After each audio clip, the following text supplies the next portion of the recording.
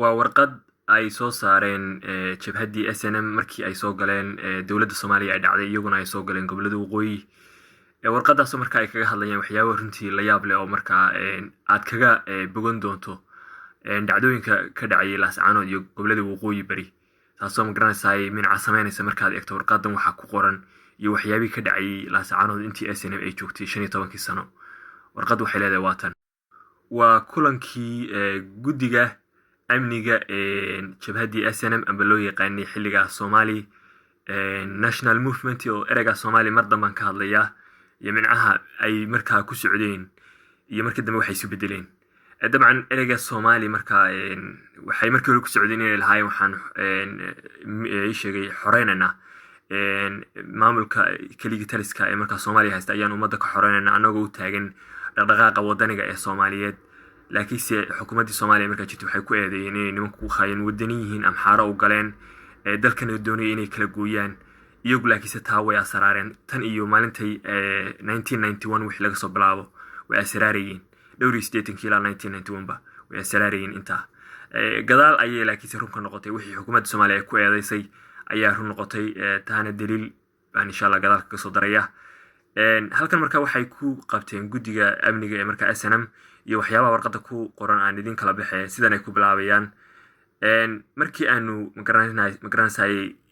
gaadhnay halgankii guushiisii oo xorriyaddii gaadhnay gobollada waqooyi xorriyadda soo magaranayay aanu gacan ku dhignay ama gacan ku hayno waxaa nala waxaan guddoonsanay ama nala saxsanaatay inaanu la nimaadno habdhaqan cusub amba policy iyo shuruuc cusub. sidaa daraaddeed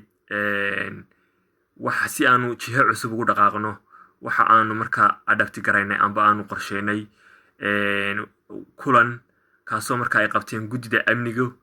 SNM uu guddoominayay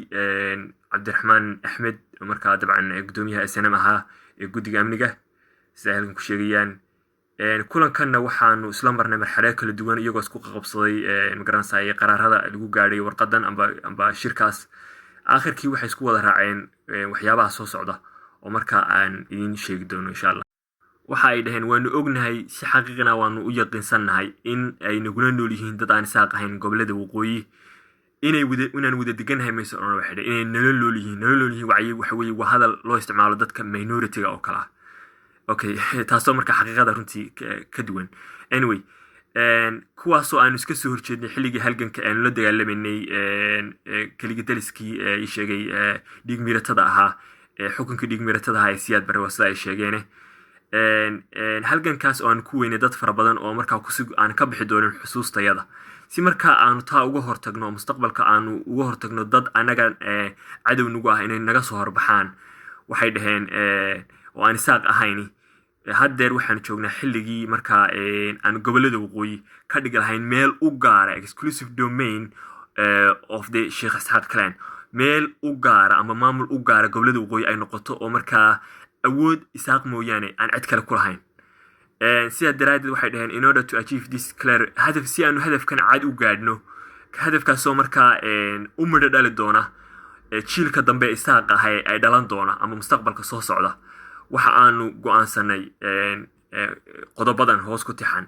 calaashan waxay leeyihiin haddeer ayaanu sii samaynaynaa ama sii yigleynayna policy amba shuruuc ku dhisan cidaan isaaq ahaynba in maahaane inay waqooyi cid kale ka taliso amba ku amar taaglayso si marka aan taa ay ugu meel dhasho mustaqbalkayga soo dhallaankayga isaaqaaya soo mustaqbalka waa inaanu haddeer markaa aanu garowsanay inaanu fulino magaranaysa tallaabooyinkan hoos ku tixan. tallaabada koowaad to totally disarm non-isaaq si gebi ahaanba 100% inaanu hubka dhigis ku samayno dadka aan isaaq ahayn kuwaasoo inhabit the northern regions kuwaasoo ku nool ama deegaan ku ah gobollada waqooyi anaga nagula ah haddii kale ama kuwaasoo otherwise kuwaasoo haddii kale noqon kara caqabad naga hortimaada oo markaa hadafkayga ka hortimaada aspirations of complete domination of the area oo hadafkaasoo ah magaranaysa inaanu hamiga haddaanu isaaqnahay aanu ku haminayno inaanu boqolkiiba boqol gobolada waqooyi anagu cidaan hayn ba ayna gacan ku dhigan anagu maamulno waxaanu iska leenahay oo dhalaankayguna u hadhaan oo dhaxalaan u leenahay ay noqoto ogow waa ta koowaad waa qodobka koowaad lambar 2 to destroy the economy inaanu kala dagaalano aanu burburino dhaqaalaha iyo horumarka dadka aan isaaq ahayn of the non-isaaqs oo markaa ku dhaqan qabiilada aan isaaq ahayn ee ku dhaqan gobolada waqooyi so they will not be able to acquire to procure arms marka sida daraaddeed markaan labada qolob kala dagaalamana waa dhaqaalaha iyo horumarka ma awoodi doonaan amba ma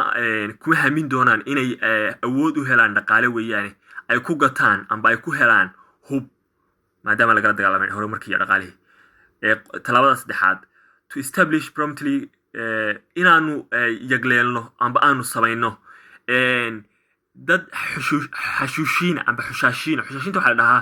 dadka cadowtinimo daraaddeed dhagaraha ay maleegaan daraaddeed loo qariyo way ka duwan yihiin sirdoonka waxaa la dhahaa dadka wax dila oo wax xabaalka maartay baa la dhahaa clandestine oo loo qariyo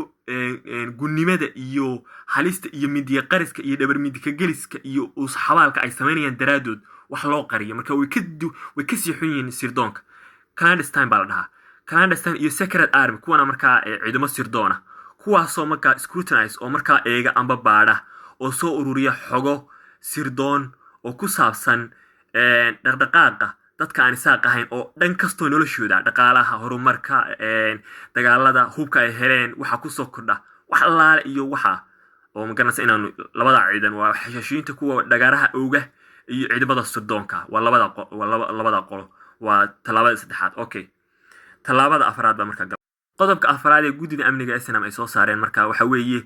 to assign insignificant low key positions inaanu u magacaawno boosas aan muhiim ahayn oo hooseeya dad yar oo aan isaaq ahayn oo xubno ka tirsan cabinetka xukuumadda markaa governmentiga waa tiina cigaal baan filayaa oo markaa aanu dhowaan tiina cigaal tii ka horreysay markaa cawaramiya ku sheegi jireen markaa ka garxajis u haystay oo markaa aanu dhowaan magaranaysa igleeli doono marka xukuumadda cabdiraxmaan tuur miyay dhihi jireen aanu soo magacaabayno guddida ku jirta amba xubnaha golaha wasiirada waa inaanu boosas hoose oo magaranaysa cawrigefka waa boosaskan hoose aanu ku qancino dadka aan isaaq ahayn kuwaasoo ujeedadu ay tahay bay dhaheen inaanu hypnotize waxaa la dhahaa marka qofku uu dhaafsiisto hankiisa iyo mustaqbalkiisa wax yaroo magaranaysa hunguriya marka hypnotize waxa weeye adigoo markaa awoodaadii bini'aadanimo amba dadnimo mustaqbal iska dhiiba oo marka waa lay taagay oo kale oo marka wax yaroo maala yacni ku doorsada hadhowtana ka shallaaya oo sidoo kale inta kaliya ma hypnotize kaliya maahay aanu ka farxino amba aanu iskaga dhigno kuwo ka mid ah dhulka amba nalale amba ka mid ah dowladda aanu anagu yagleeli doono marka waxa weeye cawrigof aanu ku qancino beelahan inaan u magacaawno wax ay magaranaysaay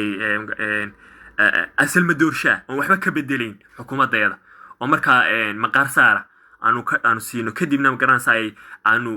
say noogu wareejiyaan mustaqbalkooda calaashaan ugu noqoto magaranaysa waxay hadhowtu ayan u ahayn okay qodobka shanaad to position same contingents of the SNM army forces amid the qodobka shanaad warqadda uu iga yaro go'ay si wacan markaa warqadda inta kale ma helin laakiinse afartaa qodob baa markaa ay kusoo koobeen waxyaabaha markaa cajiib kale waxa weeye way diideen markay soo galeen isaaqu gobolada waqooyi SNM way diideen inay cid kale iyaga mooyaane ay shirka SNM samayso kadibna markay diideen waxay soo saarteen saaqay markay wada shireen inay waddanka kala gooyaan oo markaa already waxoodii bannaankay kusoo dhammaysteen taana waxaa daliil u ah aanu hayaa videoga markaa balaan idin kala baxo cabdi waraabe oo markaa dabcan ciidagale ahaa oo markaa isaaqii la hadlaya iyo wixii ku dhacay aqalkayna sheekh madar baa lagu qaaday ninka been sheegaya nin dhintay ama nin fog buu markhaatiga u qabsada sheekh ibraahim baa gurigiisa ku qaaday 66 nin baanu noqon waxaa la yidhi raggaas waa fadhiyaa waa haddaynu durriyadda nahay shirkaynu gooni haynoo noqdo waxaan idhi war ka daaya war waxaa tidaahaan shirku waa shir soomaaliyeed oo gooni haynoo saarina maale baa la yidhi waa durriyad war haddaba haddaa kaa diideen bal xagga kale uga wareeg maydho waa shir waqooyi dhaha oo huwan intii la odhan jiray ee sabarroon lahay ee ciise lahay ee lahayd dhulbahantiyo warsangeli ee lahayd culimo ee